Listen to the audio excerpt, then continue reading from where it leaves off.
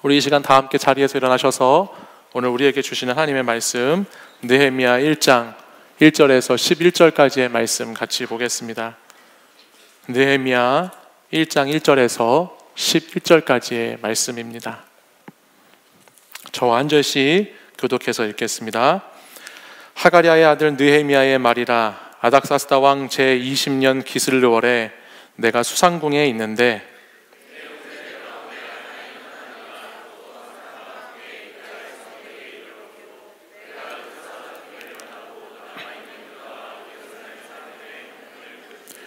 그들이 내게 이르되 사로잡힘을 면하고 남아있는 자들이 그 지방 거기에서 큰 환난을 당하고 능욕을 받으며 예루살렘 성은 허물어지고 성문들은 불탔다 하는지라.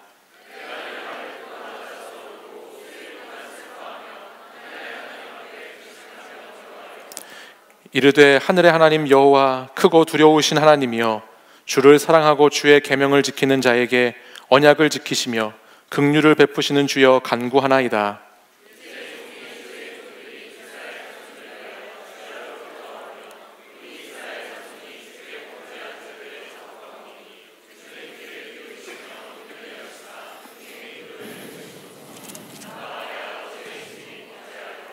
주를 향하여 크게 악을 행하여 주께서 주의 종 모세에게 명령하신 계명과 율례와 규례를 지키지 아니하였나이다.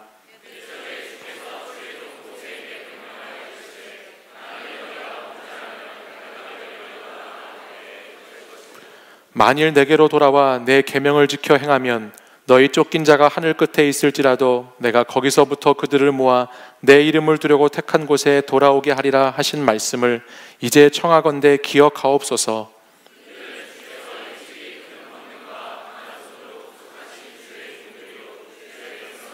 함께 읽겠습니다. 주여 구하오니 귀를 기울이사 종의 기도와 주의 이름을 경외하기를 기뻐하는 종들의 기도를 들으시고 오늘 종이 형통하여 이 사람 앞에서 은혜를 입게 하옵소서 하였나니 그때 내가 왕의 술관원이 되었느니라. 아멘. 이 말씀은 살아계신 하나님의 말씀입니다. 아멘. 저는 오늘부터 여러분들과 리빌딩 프로젝트라고 해서 느헤미야가 52일 동안 무너진 성벽을 재건했던 것처럼 우리도 하나님의 거룩한 백성의 공동체로서 어떻게 회복되고 재건되어야 할 것인지를 말씀을 통해 나누고자 합니다. 사실 느헤미야는 히브리 본문을 보면 에스라와 함께, 우리가 에스라, 느헤미야, 에스더가 이렇게 성경에 붙어 있는데 에스라와 함께 한 권의 책으로 구성되어 있던 성경입니다. 에스라가 예루살렘의 성전의 재건, 그리고 이스라엘 백성의 정체성에 대해서 에스라 말씀을 통해서 증거했다면, 느헤미야는 성전이 재건된 그 이후에, 성전은 재건되었지만 아직 성벽이 있지 않았고 또 성벽이 없음으로 말미암아 당시 무너진 백성들의 신앙과 삶의 자리에 대한 공동체성이 그 말씀의 중심을 하고 있습니다. 건물로서의 성전이 있다고 해서 다 바른 신앙을 가지고 있는 것이 아니고, 또 성전 자체가 그들의 안전을 보장해 주는 것이 아닌 것을 말씀하면서 포로기 이후에 이스라엘 백성들이 어떻게 공동체로 다시 재건되어져야 하는지, 어떻게 하나님의 백성의 모습으로 다시 일어서야 하는지를 느헤미야 말씀은 우리에게 들려줍니다. 2019년 우리 치유하는 청년 공동체는 말씀과 기도로 살다라는 주제를 가지고 올 한 해를 시작했습니다. 여러분이 기억하시는지 모르겠지만 1월 첫 번째 주 우리는 학개서의 말씀을 통해서 우리 인생의 집을 짓기 전에 하나님의 영적인 집, 거룩한 하나님의 영적인 것들을 먼저 세워가는 것에 힘써야 한다는 말씀을 나누었습니다. 그리고 지난 2월에는 말씀과 기도로 살다라는 주제를 가지고 겨울 수련회를 통해서 하나님의 은혜를 나누었고요. 이제 겨울이 지나가고 3월 첫 주가 되었는데 하나님은 또 우리 공동체에게 느헤미야의 말씀을 통해서 너희 무너져 있는 성벽을 재건하라는 말씀 앞에 우리를 서게 하십니다. 단순히 성벽은 성을 보호하는 의미만 있는 것이 아니라 오늘 이 느헤미야가 수축하고 다시 재건하고 있는 성벽은 하나님의 신앙과 믿음을 지켜나가는 공동체가 어떻게 함께 지어져 가야 하는지에 대한 말씀을 우리에게 들려줍니다. 저는 느헤미야 말씀을 오늘부터 이렇게 묵상하고 나누기 시작하는데 하나님께서 참 우리 청년 여러분들을 사랑하시는구나라는 생각을 하게 되었습니다. 자녀를 키우다 보면 부모가 자녀에게 계속해서 말하게 되는 것들이 있습니다. 크게는 두 가지인데 때문인데요. 하나는 말하고 또 말해도 정말 징그럽게 이 인간들이 듣지 않아서 계속 말하게 되는 경우가 있고, 또 하나는 너무너무 중요하기 때문에 계속 반복해주지 않으면 안 돼서 반복해서 또 말하게 되는 경우가 있습니다. 근데 하나님께서 우리 청년 공동체에게 계속해서 영적인 집을 좀 잘 지으라고, 인생의 집을 고민하고 인생의 집을 걱정하는 것보다 영적인 하나님의 집, 하나님의 성전, 하나님의 성벽을 잘 재건하는 것이 너무너무 중요하다고 계속해서 말씀하시는 것을 보니까 제가 느헤미야 말씀을 묵상하는데, 와, 우리 하나님이 정말 우리 청년들을 너무 사랑하시는구나, 우리 청년들이 너무너무 하나님에게 소중하구나 라는 생각을 제가 해보게 됐다는 거예요. 우리 그런 의미에서 옆에 있는 분들에게 하나님이 당신을 너무 사랑하십니다 한번 축복해 볼까요? 네, 한번 해보겠습니다. 하나님이 당신을 너무 사랑하십니다. 하나님 당신 너무너무 사랑하십니다. 네. 하나님이 여러분을 얼마나 사랑하시는지 계속해서 말씀과 기도, 거룩한 영적인 공동체로 지어져 가라고, 다시 무너져 있으면 그것을 재건하라고 계속해서 우리 매일 성경 말씀을 통해서 우리에게 들려주시는 음성이 있다는 것이죠. 사랑하는 청년들에게 그 청년들이 미래를 준비하고 오늘을 살아내고 과거를 잘 기억하며 살아가는 청년들이 되게 하고자 하나님은 끊임없이 계속해서 꾸준히 우리에게 말씀 붙잡으라고, 기도 붙잡으라고, 하나님 앞에 하나님의 집을 재건해 나가라고 계속해서 말씀하고 있다는 사실을 여러분 꼭 기억해 주셨으면 좋겠습니다. 저는 하나님이 우리 인간에게 주신 선물 가운데 참 중요한 선물이 하나 있는데 그것이 뭐냐? 그것을 지성이라는 것으로 생각합니다.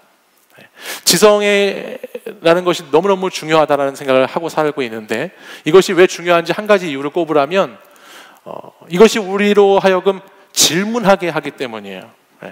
이 지성을 갖고 있다는 것은 인간으로서 질문하는 사람으로 살게 한다는 것이죠. 여러분, 그 사람이 어떤 사람인가를 보고자 한다면 그 사람이 하는 질문을 보면 그 사람의 수준이 딱 나오게 돼 있습니다. 오늘 우리 공동체가 어떤 공동체인가를 보려면 여러분이 오늘 이 예배당에 들어오기 전까지 여러분들이 서로 어떤 대화를 나누고 어떤 질문과 어떤 답을 하면서 오늘 이 시간까지 왔는지를 보면 그 모습이 딱 우리 공동체의 수준입니다. 내가 질문하고 궁금해하는 것, 내가 답하는 것, 그것이 우리의 모습이라는 거예요.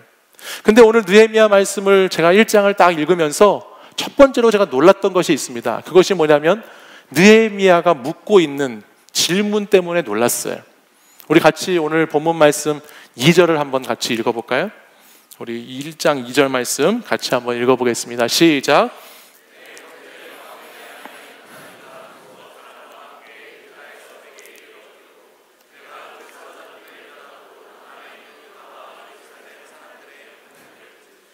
아멘. 네. 지금 느헤미야가 질문하고 있죠. 네. 이 질문에 대한 내용을 바르게 알기 위해서는 오늘 이 말씀의 배경을 좀 우리가 알아야 하는데요. 앞으로 느헤미야 말씀을 계속해서 몇 주 동안 묵상해 나갈 테니까 이 배경, 오늘 들려드리는 말씀을 한번 잘 들어보십시오. 이스라엘은 솔로몬 왕 이후에 여러분들 아시는 것처럼 북이스라엘과 남유다로 나눠지게 되었습니다. 그 나눠진 나라가 두 나라가 되었는데, 북이스라엘은 주전 722년에 아수르라고 하는 나라에게 망하였고, 남유다는 주전 586년에 바벨론이라고 하는 나라에 망합니다. 바벨론이라고 하는 나라는 남유다를 정복하고 나서 남유다에 있는 백성들을 자신들의 나라인 바벨론으로 포로로 잡아갔습니다. 그 잡아갔던 포로민들이 유다의 사람들이었다는 거예요. 그리고 바벨론에 이어서 그 다음 세상을 지배했던, 고대 근동을 주름잡았던 성경에는 바사라고 나오는 나라가 있는데, 이 나라가 페르시아라고 하는 나라인데, 이 페르시아의 나라가 그 지역을 점령하고 다스리면서 이 유다 백성들을 예루살렘, 원래 살던 남유다 땅으로 3번에 걸쳐서 포로를 귀환시킵니다. 그 포로 귀환의 말씀들이 성경에 계속해서 기록되어 있어요. 그 첫 번째가 주전 538년에 스룹바벨이라는 사람을 통해서 이스라엘 백성들을 포로 귀환했던 첫 번째 포로 귀환이 있었고, 그 두 번째가 오늘 우리가 이 말씀 전에 예전에 작년에 보았던 에스라 말씀이라는 것을 통해서 그 후 한 80년 후에 주전 458년에 두 번째의 포로 귀환이 이루어졌습니다. 이 두 번의 포로 귀환을 통해서 이스라엘 백성들은 자신들이 살았던 유다 지역에 무너져 있던 예루살렘 성전 다 무너졌었거든요. 그 무너진 성전을 두 번의 포로 귀환을 통해서 다시 재건합니다. 성전을 다시 짓기 시작하는 거예요. 그런데 성전은 세워졌지만 백성들의 삶과 백성들의 신앙은 온전히 이루어지지 못했습니다. 왜냐하면 성을 지켜주려면 성벽이 필요한데 성벽이 당시 지어져 있지 못했고, 또 성전은 지어졌지만 그 성전의 재건도 정말 성전의 뜻에 맞게, 목적에 맞게 신앙 공동체로서의 완전한 재건을 이루지 못한 채로 에스라가 다시 페르시아로 돌아가 버리기 때문에 그렇습니다. 그렇게 시간이 지나서 에스라가 다시 페르시아로 온 지 13년 후에 아직 성읍이 완성되지도 않았고 성전은 있지만 그 성전을 지켜줄 성벽이 수축되지 않고, 또 그 유다 땅에 살고 있는 백성들의 삶의 자리, 신앙의 자리도 아직 다 회복되지 않은 그 상태의 모습이 오늘 느헤미야 본문이 기록되고 있는 당시의 모습이라는 거예요. 이 가운데 이제 느헤미야라는 사람이 등장해서 3차 포로 귀환, 세 번째 포로 귀환의 역사를 이루어가는 것이죠. 성경은 왜 느헤미야가 1차, 2차 포로 귀환 때에 유다 땅으로 돌아가지 않았는지에 대한 기록은 하고 있지 않습니다. 하지만 우리가 알 수 있는 것은 그가 분명히 유다 사람이었고 그는 페르시아에서 태어나서 자란 이민 포로 시대에 살았던 사람이라는 것은 분명히 알 수가 있죠. 그러니까 느헤미야에게 사실 어떤 면으로 보면 이 유다 땅에 있는 소식들, 이 유다 땅에 있는 이야기들은 그리 그가 궁금해야 할 이야기들이 아닙니다. 이미 그는 페르시아에서 나고 자란 이민 세대입니다. 그리고 이 과거의 역사들 1차, 2차, 3차의 포로 귀환의 역사가 140년에 걸쳐서 이루어진 역사이기 때문에 오늘 특별히 그런 소식들이, 유다 땅이 그렇게 황폐해졌고 무너졌고 환란이 있고 예루살렘의 성벽이 없고 많은 것이 부족하다고 하는 이 이야기들이 느헤미야에게 사실 그렇게 새로울 것도 없고 특별한 뭔가 의미를 가질 법한 것도 아닙니다. 근데 그럼에도 불구하고 오늘 우리가 읽은 본문 2절 말씀을 보면 느헤미야는 유다에서 온 사람들에 대해서 그 사람들을 만나자마자 유다 땅의 형편을 묻고 있습니다. 유다 땅이 어떠했는지, 그 예루살렘이 어떤지 너무너무 진지하게 느헤미야는 그것을 묻고 있다는 거예요. 사실 이것은 참 놀라운 질문일 수밖에 없습니다. 이민자들에게, 여러분, 이민 세대들은요, 이민 1세대들은 자기 조국이나 자기 나라에 대한 어떤 그리움도 있고 마음도 있고 향수가 있을지 모르지만 이민 2세대들에게는 그런 것을 거의 찾아보기 힘들어요. 왜냐하면 이민 2세대들은 그 나라에서 태어나고 자랐기 때문에 자기 나라의, 조상의 나라에 대한 정체성이 거의 없어요. 우리가 흔히, 여러분, 외국에 나가서 하는 실수들이 있는데, 외국에 나가면 뭐 이렇게 말을 하다가 할 말이 없으면 그 사람한테 꼭 Where are you from? 이런 거 묻잖아요. 할 말이 없으니까. 아는 것이 우리가 제한되어 있기 때문에 우리 Where are you from? 이런 걸 묻습니다. 근데 그러면은 흑인들한테도 묻고 뭔가 이렇게 남미 사람들한테도 묻고 백인한테도 이걸 물어봐요. 근데 물으면요, 그 2세대들은 다 답이 똑같아요. 다 미국 사람이라고 하는 거예요, 자기를. 근데 우리는 그걸 보면서 저 사람 좀 검은 사람이니까, 흑인이니까 저 사람의 출신 고향, 조상의 고향이 뭔지 궁금해서 Where are you from? 묻는데 그들은 다 그 땅에서 태어나고 그 땅에서 자랐기 때문에 자기 땅은 그곳입니다. 태어난 그곳이에요. 그래서 피부색이 어떻든지, 내가 백인이든 흑인이든 히스패닉이든 아시아인이든지 물어보면 다 2세들은 나는 아메리칸 사람이라고 말합니다. 그것이 그들의 정체성이죠. 느헤미야도 마찬가지지요. 이민 세대로 그는 유다 땅을 한 번도 밟아보지 않은 사람이에요. 페르시아에서 태어나서 페르시아에서 자란 페르시아 사람입니다. 근데 지금 그의 질문을 보면 먼 자신의 조상의 나라, 한 번도 가보지 못한 그 나라, 실질적으로 물리적인 거리만으로도 이 당시 페르시아의 느헤미야가 있던 수산군과 예루살렘은 1600km가 떨어졌다고 하는데 그 멀리 떨어진 그 나라에 대한 소식을 묻고 있다는 것이에요. 그것도 그냥 거칠애로 그 사람이 왔기 때문에 거칠애로 묻고 있는 것이 아니라 정말 진지하게 가슴속에서부터 갖고 있는 질문으로, 내 마음속에 품었던 질문으로 그 질문을 하고 있다는 것이죠. 그랬더니 오늘 본문 3, 4절은 뭐라고 말합니까? 3절에 보면 그 땅의 백성들이 정말 고생이 심하고 예루살렘 성벽도 무너졌다는 얘기를 합니다. 그러자 느헤미야가 오늘 4절과 같이 이렇게 반응하고 있어요. 우리 함께 4절 말씀을 한번 읽어볼까요? 함께 읽습니다. 시작. 내가 이 말을 듣고 앉아서 울고 수일 동안 슬퍼하며 하늘의 하나님 앞에 금식하며 기도하여. 아멘. 그는 자신의 동족, 조상의 나라의 아픔을 알게 되고서는 오늘 뭐라고 기록합니까? 뭐하고 있죠? 울고 있습니다. 울고 있는데 잠깐 우리 할아버지 나라가 그렇게 힘들구나 하고서 잠깐 우는 게 아니고요, 수일 동안, 여러 날 동안 깊은 슬픔 가운데 눈물을 흘리고 있습니다. 그리고 울고 있는 것에 그치지 않고 그는 그 조상의 나라 이스라엘 백성들을 위해서 금식하며 하나님 앞에 나아가 기도하고 있다는 거예요. 정말 놀라운 일이지요. 저는 2세, 3세가 자기 조상들의 나라를 위해서 울면서 기도했다는 얘기를 지금까지 거의 들어본 적이 없거든요. 아니, 사실 어떻게 보면 솔직히 말하면 이민자들이 아니라 여러분 솔직히 저와 여러분을 한번 생각해 보십시오. 저와 여러분만 하더라도 여러분이 이 나라와 민족을 위해서 슬퍼하면서 울었던 적이 있으세요? 이 시대를 보면서, 오늘 이 시대 교회를 보면서 여러분이 마음 아파가지고 정말 수일 동안 슬퍼하면서 금식하면서 기도해 분들 혹시 이 자리에 계신가요? 부끄럽지만 저도 그렇게 많이 못했던 것 같아요. 오늘 이 시대 많은 사람들이 교회를 보면서 비난하고 비판합니다. 잘못된 교회, 잘못된 목사들을 보면서 손가락질하고 조롱하고 저주하지요. 이 목사는 어떻고 저 목사는 어떻고, 이 교회 저 교회 이야기가 인터넷과 SNS를 보면 수두루 없이 많이 나오고 있습니다. 정말 많은 교회에 대한 비난 얘기 너무나 많이 듣습니다.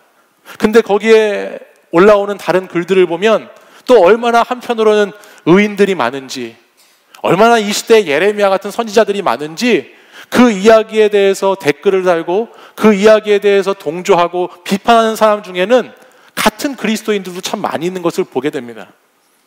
물론 그 교회와 그 목사님들의 잘못은 고쳐져야 되고 잘못된 부분이 바로 잡아져야 되는 것은 맞지요. 그러나 그 외치는 목소리 가운데 얼마나 정말 그 교회와 그 공동체를 향해서 정말 그것을 우리의 아픔으로, 우리의 슬픔으로 여기면서 오늘 그 사람들, 그 교회, 그 공동체를 위해서 기도했는지를 생각해 보면 너무나 많은 떠돌아다니는 말들 속에서 안타까움을 금할 수가 없습니다. 우리가 정말 하나님의 사람들이라면 우리도 그런 모습들 가운데 그들을 똑같이 비난하고 손가락질할 것이 아니라 그 아픔과 그 상처와 그 무너짐 가운데 있는 그 교회와 공동체를 보면서 함께 아파해야 하고 함께 그들과 울어줘야 하고 함께 애통해야 하는 것 아닐까요? 여러분들은 교회와 목회자에 대해서 어떤 생각을 갖고 계신지 모르겠는데 저는 마음이 참 아플 때가 많아요. 지난주 금요일은 무슨 날이었는지 아세요? 지난주 금요일 3.1절이었는데요. 그냥 3.1절이 아니라 3.1절이 100주년 되는, 그동안에 매년 반복되는 3.1절과 좀 다른 의미가 있는 3.1절이었죠. 저희 교회가 속한 교단도 이 3.1절 운동 100주년 기념 대회가 있어서 저도 우리 목사님들하고 그 3.1절 날 11시까지 시청에 나갔습니다. 시청에서 무슨 기념 대회를 연다고 해서 나갔는데요. 집회 장소를 찾아서 이제 시청역에 내려서 집회하는 곳을 찾아다니는데 정말 최악인 미세먼지처럼 제 가슴도 참 최악으로 답답하더라고요. 우리가 하는 집회를 찾아서 가는데 세상에 얼마나 수많은 사람들이 모여서 각기 저마다의 각 기관, 각 단체, 각 교회만의 집회들이 얼마나 많이 열리고 있는지 3.1절을 기념한다고 하는 그 인파들 속에서 엄청나게 분열되어 있는 모습들도 보이고 서로를 위해서 비난하고 서로를 위해서 욕하는 플랜카드, 현수막들 걸어놓고 너나 할 것 없이 막 외치고 있는 그런 현장을 보게 됐습니다. 지하철 한쪽에서는 내가 애국자라고, 내가 나라를 정말 사랑하는 사람이라고 싸우는 할아버지들도 보게 되고, 또 저쪽에서는 학생들이 있었는데 애들이 궁시렁궁시렁 거리는 거예요. 지나가다 들어봤더니 진짜 나오기 싫은데 학교에서 오라고 해가지고 억지로 와가지고 여기서 태극기 들고 있다고 막 궁시렁 거리는 애들, 학생들도 보게 되고, 보수와 개혁 단체들이 서로 나와서 서로의 깃발을 들고 소리를 지르면서 메가폰을 들고 막 외치는 그런 모습을 보는데 진짜 미세먼지만큼 답답하더라고요. 정말 우리 선조들이 가지고 있었던 3.1절 운동의 정신이 저런 것이었을까라는 생각을 그 시간 잠깐 해보게 되더라는 거예요. 저마다 다 자기 목소리, 저마다 다 자기가 원하고 자기 마음에 있는 목소리 내기에만 급급한 사람들이 오늘 이 시대에 살아가는 대부분의 사람들이라는 생각을 해보게 되었어요. 그리고 내 목소리 내는 사람들 끼리끼리 모여가지고 그 목소리만 외치고 다른 사람의 소리는 다 귀를 막고 그렇게 살아가고 있는 것이 오늘 이 시대 우리나라의 현실인가 하면서 참 마음이 안타까웠습니다. 요즘 여러분 세상과 사회의 뉴스를 보십시오. 남자와 여자, 성별 간의 갈등이 얼마나 심한지 모릅니다. 노인과 젊은 사람, 세대 간의 갈등이 얼마나 심한지 모릅니다. 서로를 적대시하는 것을 넘어서 이제 우리 시대는, 우리 사회는 서로를 혐오하는 세상에 우리가 살고 있습니다. 이거 남의 나라 이야기인가요, 여러분? 근데 남의 나라 이야기 같이 다 듣고 있는데 남의 나라 이야기가 아니에요. 우리나라 이야기예요. 내가 오늘 살고 있는 이 땅의 이야기예요. 크리스천 청년들은요, 내가 크리스천이라고 하는 사람들은요, 이것에 대해서 궁금해하고 이것에 대해서 질문하면서 살아가야 돼요. 왜 오늘날 이 땅이, 이 민족이, 이 나라가 이렇게 되었을까? 왜 우리 사회와 우리 세상은 이 모습일까에 대해서 크리스천들은 진지한 물음이 필요하고 거기에 대한 질문이 필요하다는 것이에요.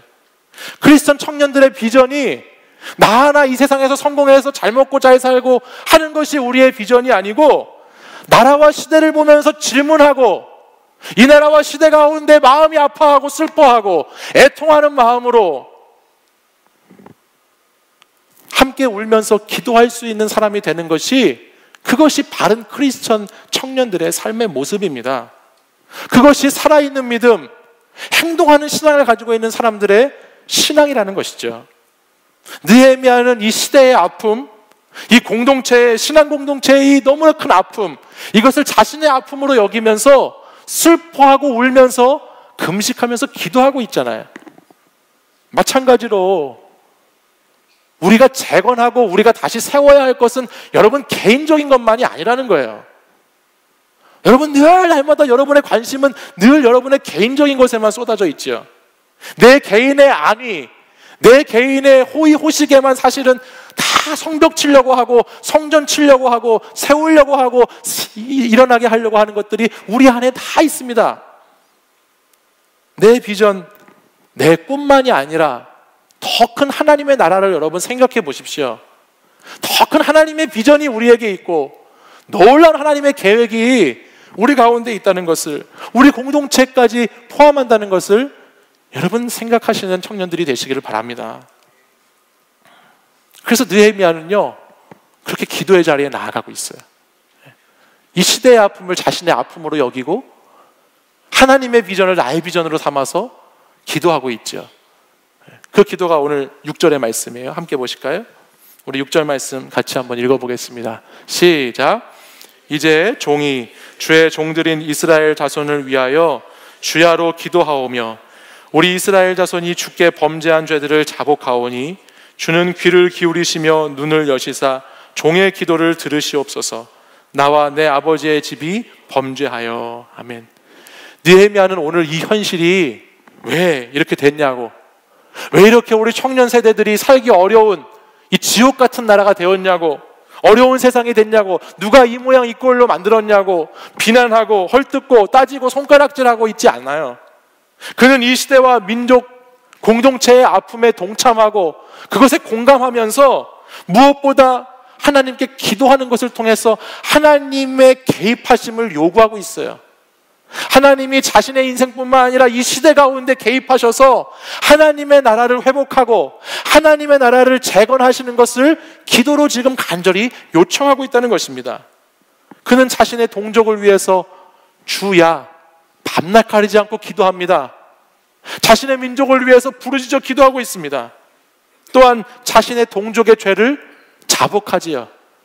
그리고 그것을 남의 죄가 아니라, 남의 탓이 아니라 나와 내 아버지의 집이 범죄해서 그렇다고, 나도 똑같은 죄인이라고, 이 세상이 이렇게 된 데는 우리 크리스찬의 책임이 없는 것이 아니라 우리 크리스찬들의 책임이 너무나 막중하다고, 교회 다니는 사람, 예수 믿는 사람, 예수 믿는 청년의 책임이 이 시대, 이 사회 속에는 분명히 있다고 같이 자복하고 통회하면서 기도하고 있는 모습을 여러분들 좀 보시란 말입니다.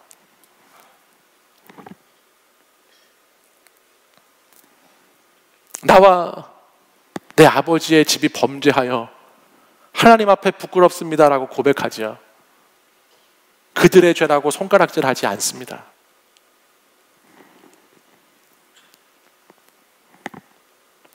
근데 여러분, 느헤미야의 기도를 이렇게 묵상하다 보면 제가 흥미로운 걸 발견하게 됐어요. 그게 뭐냐면, 지금 유다에서 온 사람들이 전해준 소식은 성벽이 없고, 그렇죠? 다 허물어졌고 많은 백성들이 환난과 능욕 가운데 있다라는 얘기를 아까 우리 말씀에서 전해줬잖아요. 3절 말씀에 보면. 근데 그 어디 뒤에 이어지는 말씀을 봐도요, 느헤미야가 그래서 성벽이 무너졌으니까 다시 세워달라거나, 성문이 불탔으니까 빨리 이것을 하나님 재건하고 복구해달라는 기도의 내용이 있을까요? 없을까요? 없다는 거예요. 이상하지 않으세요? 지금 성벽이 허물어졌으니까 빨리 하나님 세워주시고, 성문이 불탔으니까 빨리 성문을 다시 재건해 주시고, 막 이런 급한 기도, 내가 필요에 의한 기도를 해야 하는데, 느헤미야의 기도를 보면 그런 기도의 제목이 들어있지 않아요. 단지 그는 어떤 기도를 하고 있는지 아십니까? 단지 그는 긍휼이 많으신 하나님께 이스라엘 백성을 택하신 그 하나님 앞에서, 하나님, 우리 동족들이, 이 민족이, 우리들이 하나님께 어떤 존재인지를 다시 한번 생각해 주십시오. 우리가 하나님의 백성으로 택함받은 백성들인데 우리가 하나님께는 어떤 의미가 있는 사람들인지를 기억해 달라고 기도합니다. 그것이 10절의 기도예요. 우리 10절 말씀을 같이 한번 보겠습니다. 제가 읽겠습니다.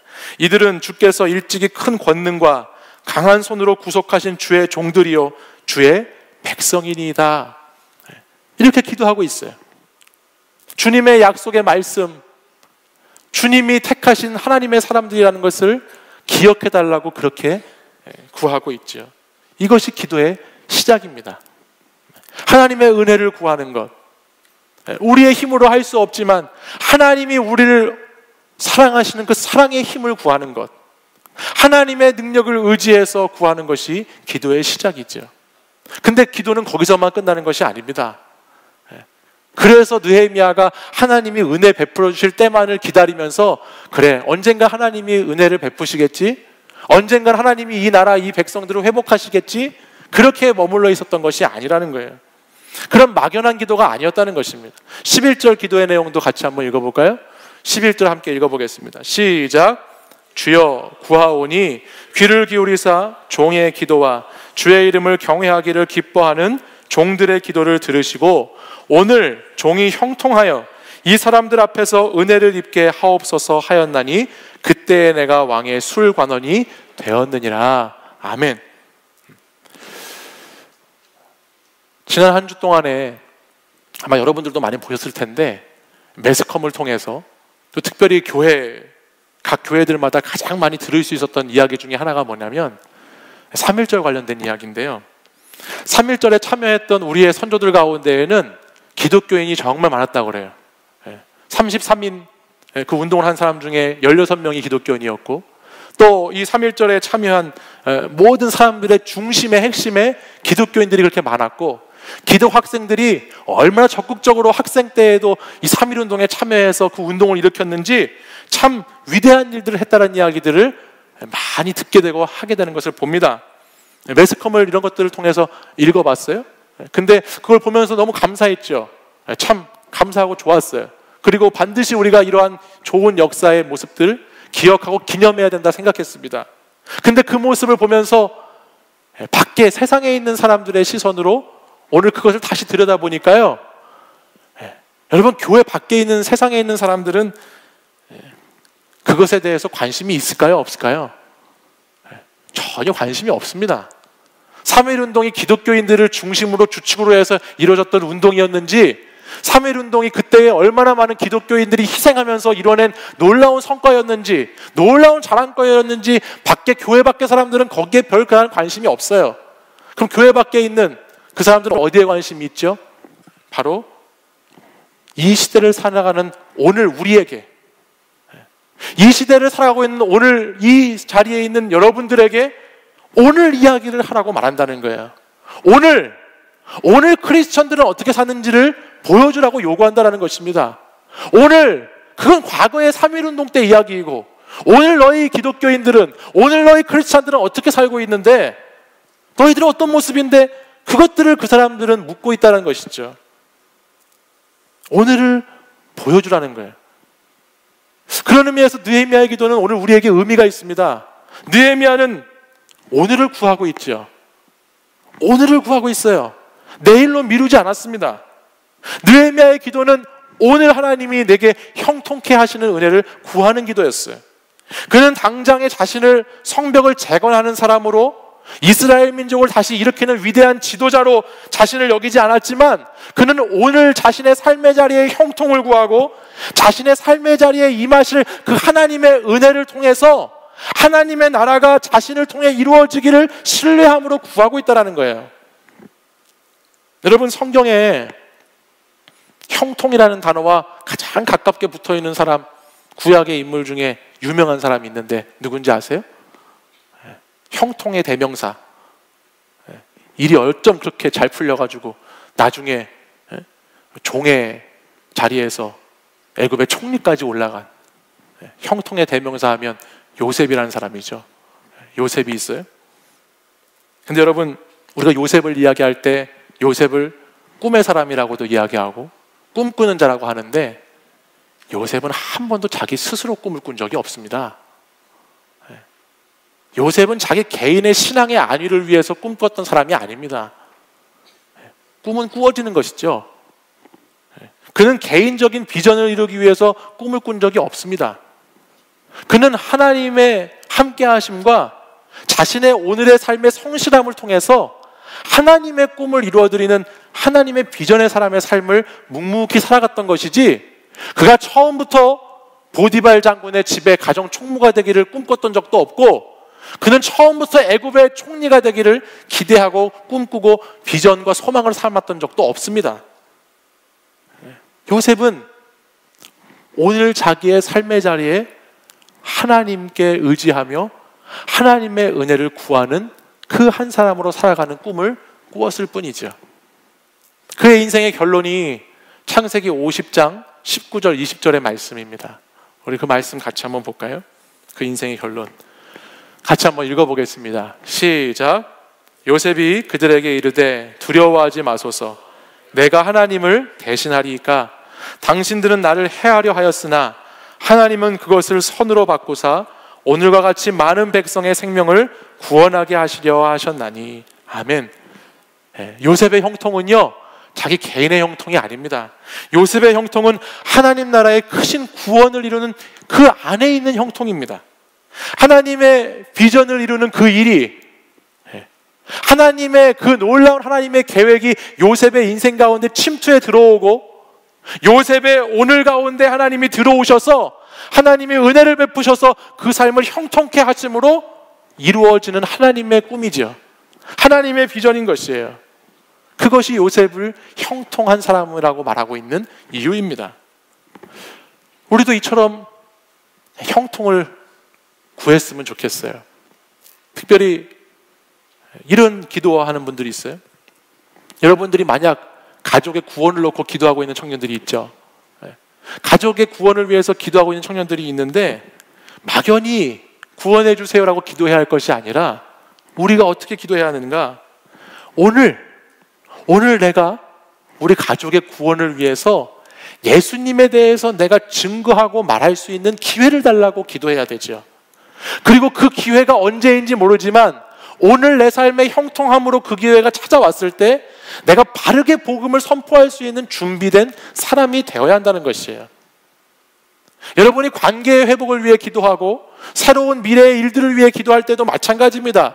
그냥 관계가 회복되게 해주세요, 좋은 직장을 구하게 해주세요 라고 기도할 것이 아니라 내가 오늘 이 자리에서 하나님께 형통함을 입어서 내가 관계를 회복할 수 있는 새로운 인격적인 만남이 내게 이루어질 기회를 주시고 그 기회가 내게 임했을 때에 내가 그 사람과 관계를 회복할 수 있는 내 안의 마음을 준비시켜 주셔서 하나님 그런 형통의 은혜가 내게 임하게 해달라고 기도해야 되죠. 그것이 바른 기도이지요. 말씀을 이제 마무리하겠습니다, 여러분. 느헤미야 1장의 말씀은 하나님의 은혜 안에 있는 오늘을 형통하게 살아가는 사람의 기도를 우리에게 들려줍니다. 하나님 안에서 나 자신뿐만 아니라 교회와 이 나라와 민족을 보면서 그 아픔을 나의 아픔으로 여기고 공동체의 아픔을 나의 슬픔으로 여겨서 기도할 수 있는 한 사람의 기도의 모범을 우리에게 보여주고 있습니다. 근데 이 1장 1절부터 11절까지의 말씀이 있는데 11절 말씀 마지막 부분에 가보면 여러분 어떻게 끝나는지 아까 읽어보셨죠? 그때의 느헤미야가 그렇게 기도하고 그렇게 지나와서 그때의 내가 뭐가 되었다고 그러죠? 왕의 술 맡은 관원이 되었다 말합니다. 원어 성경을 보면 이것은 그것이 지나고 나서 술 맡은 관원이 되었다는 것이라기보다는 내가 이미 술 맡은 관원이 그때 되어 있었다라는 표현으로 기록하고 있습니다. 당시 표면적으로 보면 당시 고대 근동을 다스리는 최고의 나라 페르시아라는 나라에 술을 맡은 관원, 비서실장, 높은 고위직 관료, 그것이 느헤미야의 현재 표면적인 모습이었습니다. 그러나 그의 인생 안에는, 그 자신의 내면 안에는 자신의 민족과 회복되어져야 될 자신의 하나님의 꿈을 향한 거룩한 고민이, 고뇌가 그 안에 계속 있었다는 것을 우리는 말씀을 통해서 보게 됩니다. 근데 그 깊은 고뇌 속에서 어떻게 보면 느헤미야는 이렇게 생각했을 수도 있습니다. 아니, 내가 지금 이렇게 그동안에 기도하고 준비해서 무너진 이스라엘 백성들을, 무너진 성벽들을 재건하려고 했는데 지금 내가 하고 있는 것은 뭐야 이거? 우리나라 빼앗은 이 나라 사람 왕을 위해서 술이나 따르는 자리에 앉아있고 내가 그 나라를 위해서 일하고 있는 내 삶의 자리 밤낮 그냥 술만 맛보는 그 자리에 앉아서 내가 뭐 하는 거야 라고 생각하면서 느헤미야가 거기서 주저앉아 있었나요? 그렇지 않았습니다. 그는 그 자신이 있던 오늘의 삶의 자리 그곳에서 하나님의 아픔을 나의 아픔으로 느끼면서 하나님의 마음으로 자기 자신과 자기의 동족과 나라와 민족과 공동체를 바라보면서 오늘의 형통함을 구하는 기도로 자신의 인생을 살아가고 있습니다. 다시 무너진 신앙과 무너진 공동체를 오늘 그 기도를 통해서 재건해 나가고 있다는 것입니다. 온 세상의 구주이시고 만왕의 왕이신 하나님께서 그 기도에 응답하실 것을 소망함으로 그 삶의 자리를 지켜가고 있다는 것이죠. 사랑하는 여러분, 저는 우리 청년 공동체가 하나님 나라의 재건을 위해서 기도할 수 있는 공동체가 되었으면 좋겠습니다. 이 땅에 무너져 있는, 이 시대 가운데 너무나 황폐해져 있는 그곳에서 여러분들이 살고 있잖아요. 여러분들이 그곳에서 날마다 머물고 있잖아요. 그러면 그곳이 재건될 수 있도록 우리가 함께 기도해야죠. 우리에게 주신 꿈과 비전은 나 자신에게만 있는 것이 아니라 하나님의 비전이기 때문에 하나님은 오늘 우리가 살아가는 그 삶의 자리가 회복되기 원하시고 내 일터가, 내 가정이, 내가 교회 밖에서 살아가는 그 삶의 자리들이 하나님의 나라로 재건되기를 원하신다는 거예요. 내 작은 꿈, 내 작은 소원, 여기에만 머물고 있지 말고 하나님이 여러분을 통해서 회복하실 그 나라, 그 성전, 그 성벽을 재건해 가시는 여러분들이 되시기를 바랍니다. 큰 소망을 품고 기도하십시오. 하나님의 비전을 가지고 여러분 기도해 보십시오. 오늘의 형통함을 구해 보시기 바랍니다. 주님께서 여러분과 함께 그 나라를 재건해 가실 줄 믿습니다. 우리 이 시간 함께 자리에서 일어나셔서 우리 주님 오실 때까지 그 길을 걸어가겠습니다라는 믿음의 고백을 가지고 함께 찬양하고 결단하겠습니다.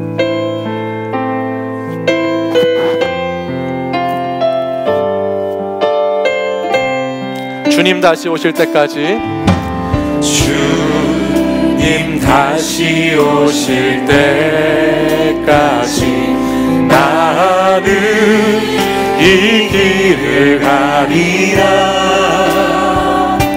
좁은 눈, 좁은 길, 나의 십자가 지고 나의 가는 이 길 끝에서, 나의 가는 이 길 끝에서 나는 주님을 보리라. 영광의 내 주님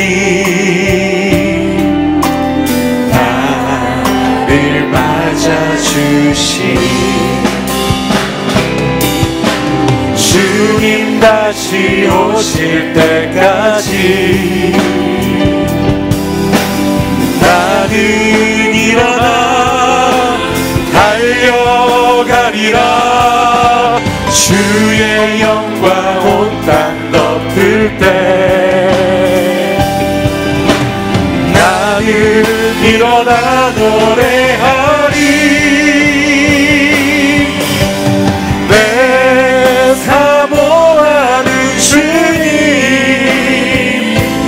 온 세상 구주시라. 내 사모하는 주님 영광의 왕이시라. 우리 다시 한번 믿음을 가지고 주님 다시 오실 때까지 찬양하겠습니다. 주님 다시 오실 때 나는 이 길을 가리라. 나는 이 길을 가리라. 좁은 문 좁은 길, 좁은 길, 나의 십자가 지고 나의 십자가 지고 나의 가는 이 길 끝에서 나의 가는 이 길 끝에서 나는 주님을 보리라. 영광의 내 주님 나를 맞아주시리. 나를 맞아주시리. 주님 다시 오실 때까지, 주님 다시 오실 때까지 나는 일어나 달려가리라. 주의 영광 온 땅 덮을 때 나는 일어나 노래하리. 내 사모하는 주님, 내 사모하는 주님 온 세상 구주시라. 내 사모하는 주님 영광의 왕이시라. 내 사모하는 주님, 내 사모하는 주님 온 세상 구주시라. 온 세상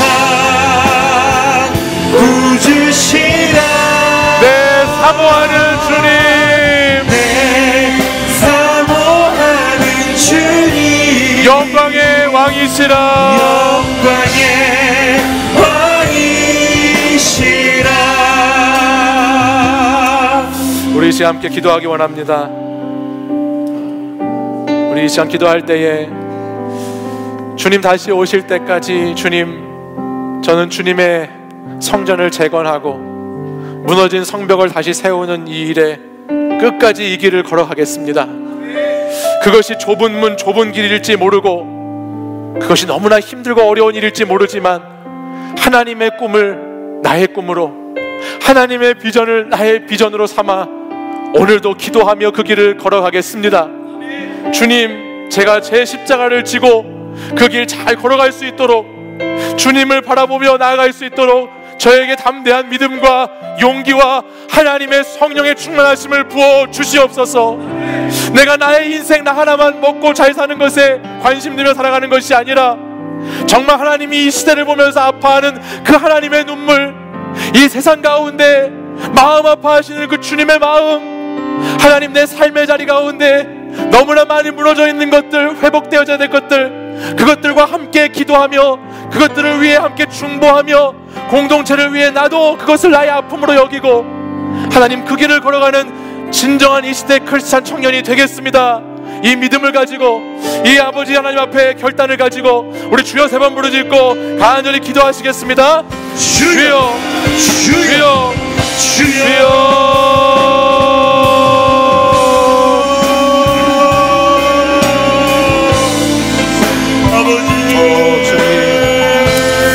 살아계신 하나님 아버지 앞에 오늘도 하나님을 사랑하는 청년들이 아버지 자신의 믿음의 고백을 가지고, 신앙의 고백을 가지고 주 앞에 나와 다시 하나님의 성전, 하나님의 성벽을 지어가고자 아버지 이 시간 다시 기도하고 하나님께 나와 아버지 하나님 오늘의 형통함을 구하고 주의 은혜를 갈망하며 주님께 기도합니다.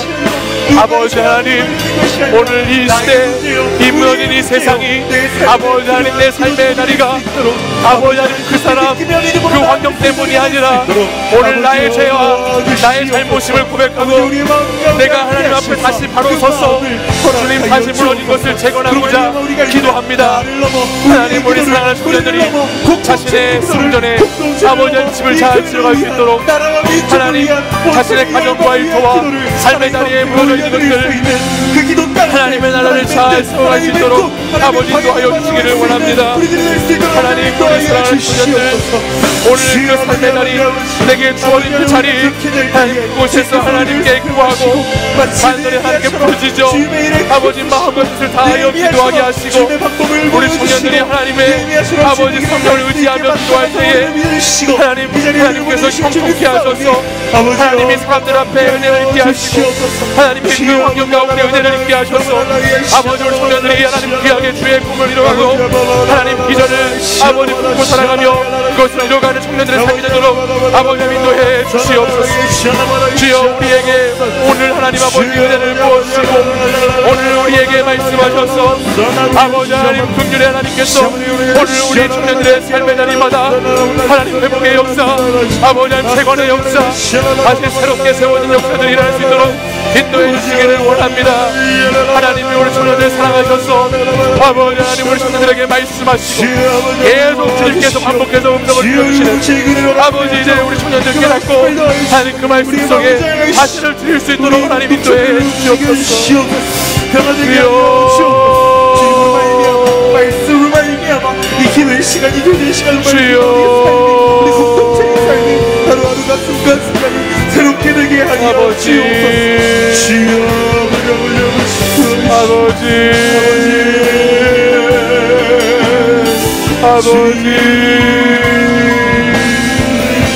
아버지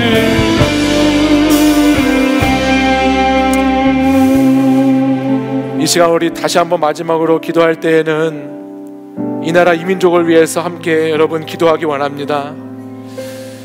3.1운동 100주년이 되는 2019년도를 보내고 있습니다.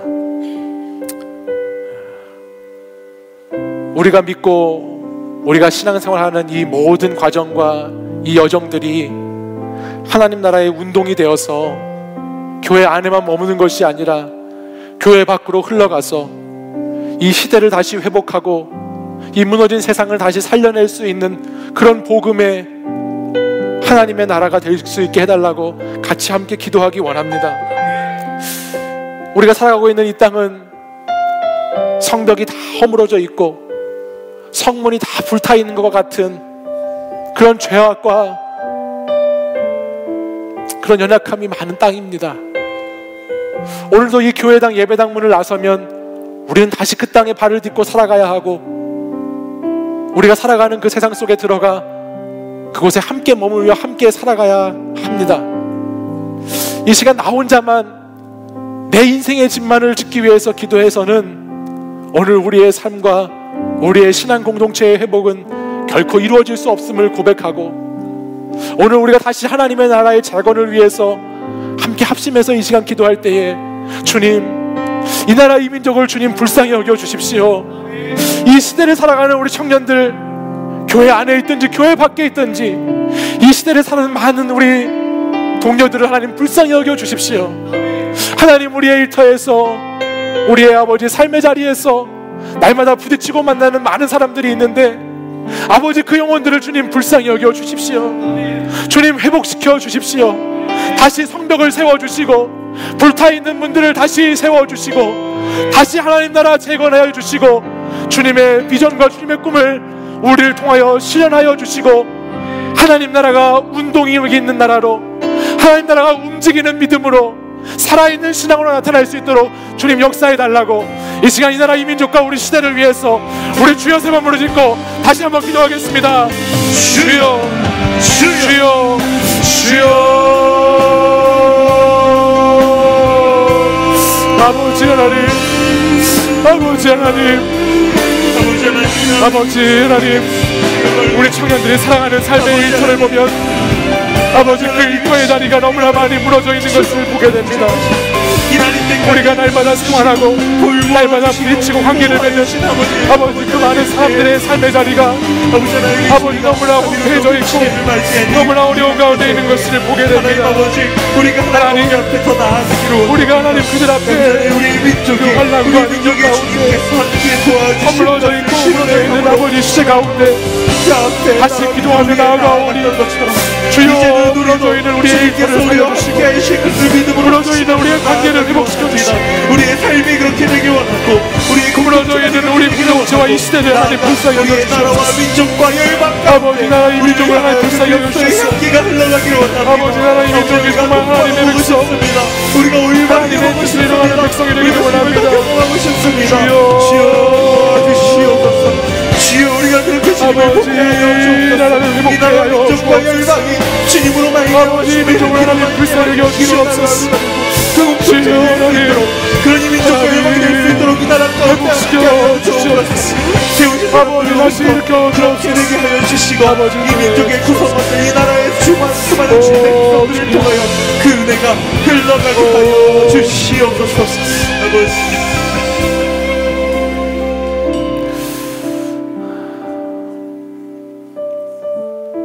오늘도 우리 청년들을 사랑하시고 우리 청년들의 간절한 기도와 부르짖는 간구에 응답하시는 하나님 아버지, 이 시대를 살아가는 우리 청년들이 오늘도 주 앞에 나와 오늘의 형통함을 구하고 오늘의 삶의 자리를 위하여서 같이 합심하여 기도하였습니다. 세상에 나가보면 너무나 많이 허물어져 있는 친구들, 너무나 많이 깨어져 있는 이 세상의 사람들, 일터에 가보면 그 일터에서 너무나 혐오스럽고 너무나 역겹고 너무나 더러운 가운데 빠져있는 많은 사람들 속에서 우리도 그 가운데 한 사람 한 사람으로 살아가고 있습니다. 내가 누군가를 손가락질하고 누군가를 비난하고 정죄하기 이전에 이 시대의 아픔을 나의 아픔으로, 이 세상, 이 어려운 이 세상을 살아가는 그 사람들의 삶의 아픔을 나 자신의 아픔으로 여기며 기도하는 청년들이 될 수 있도록 인도해 주시옵소서. 하나님, 그들의 죄가 아니라 나의 죄 때문임을 고백하게 하시고 그들이 악해서가 아니라 내가 크리스천으로 바로 서 있지 못해서 그런 것임을 같이 고백하게 하셔서 우리가 자복하고 회개함으로 우리가 함께 공동체를 세워갈 수 있는 오늘의 형통을 구하는 기도를 드림으로 아버지 앞에 새롭게 하나님의 나라가 재건되어져 가기를 소망합니다. 우리 사랑하는 청년들이 머물고 살아가는 교회 밖 삶의 자리, 하나님께서 그곳을 다시 재건시켜 주시고 다시 성벽을 세워주시고 불탄 성전문을 회복시켜 주셔서 주님, 우리 청년들 정말 이 시대를 하나님 품고 살아갈 수 있는 청년들로 나아갈 수 있도록 하나님, 우리에게 하나님의 꿈과 하나님의 소망으로 가득하게 채워 주시옵소서. 하나님의 비전을 품고 느헤미야 말씀의 묵상을 시작합니다. 하나님의 소원이 무엇인지, 하나님이 회복하고 재건하시기 원하시는 것이 무엇인지를 깊이 고민하며 이 말씀 앞에 서게 하시고, 하나님 오늘도 뜨거운 간구로 눈물의 기도로 하나님의 은혜를 사모하는 귀하고 복된 청년들 되도록 인도하여 주시옵소서. 이제는 우리 주 예수 그리스도의 은혜와 하나님 아버지의 사랑과 성령의 교통하심이 오늘도 이 나라, 이 민족, 이 시대 청년들의 아픔을 나의 아픔으로 여기고 우리 모두의 죄악을 주님께 자복하고 오늘의 형통한 은혜를 구하며 기도한 이 자리에 모인 모든 사랑하는 청년들과 성도들 위해 지금부터 영원까지 항상 함께 하시기를 간절히 축원하옵나이다. 아멘.